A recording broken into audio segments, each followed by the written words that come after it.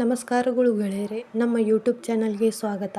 ನಮ್ಮ ಚಾನಲ್ಗೆ ಮೊದಲಾಗಿದ್ದರೆ ನಮ್ಮ ಚಾನಲನ್ನು ಸಬ್ಸ್ಕ್ರೈಬ್ ಮಾಡಿ, ಬೆಲ್ ಬಟನ್ ಕ್ಲಿಕ್ ಮಾಡಿ. ವಿಡಿಯೋಗೆ ಶುರು ಮಾಡೋಣ.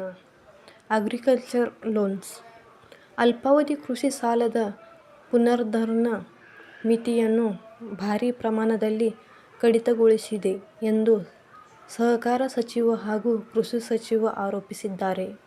ಸುದ್ದಿಗೋಷ್ಠಿಯಲ್ಲಿ ಮಾತನಾಡಿದ ಅವರು, ಅಲ್ಪಾವಧಿ ಕೃಷಿ ಸಾಲದ ಪುನರುದ್ಧಾರ ಮಿತಿಯನ್ನು ಭಾರೀ ಪ್ರಮಾಣದಲ್ಲಿ ಕಡಿತಗೊಳಿಸಿದೆ ಎಂದು ಸಹಕಾರ ಸಚಿವ ಕೆ. ಎನ್. ರಾಜಣ್ಣ, ಕೃಷಿ ಸಚಿವ ಎನ್. ಚಲುವರಾಯಸ್ವಾಮಿ ಆರೋಪಿಸಿದ್ದಾರೆ. ರಾಜ್ಯಕ್ಕೆ ನಬಾರ್ಡ್ನಿಂದ 92,000 ಕೋಟಿ ರೂಪಾಯಿ ಬರುವ ನಿರೀಕ್ಷೆ ಇತ್ತು. ಆದರೆ 2,340 ಕೋಟಿ ರೂಪಾಯಿ ಹಂಚಿಕೆ ಮಾಡಲಾಗಿದೆ. ಕಳೆದ ವರ್ಷದ 5,600 ಕೋಟಿ ರೂಪಾಯಿಗೆ ಹೋಲಿಸಿದರೆ ಶೇಕಡಾ 58ರಷ್ಟು ಕಡಿಮೆಯಾಗಿದೆ ಎಂದರು.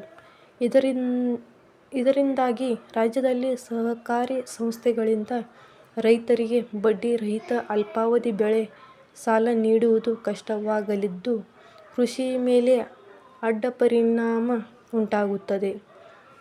ಆಹಾರ ಧಾನ್ಯ ಉತ್ಪಾದನೆ ಕುಸಿತವಾಗಲಿದೆ.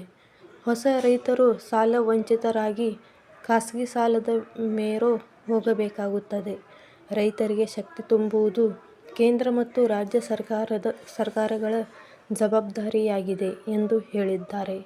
ಇಂತಹ ಮಾಹಿತಿಗಾಗಿ ನಮ್ಮ ಚಾನಲನ್ನು ಸಬ್ಸ್ಕ್ರೈಬ್ ಮಾಡಿ, ಬೆಲ್ ಬಟನ್ ಕ್ಲಿಕ್ ಮಾಡಿ. Thank you for watching.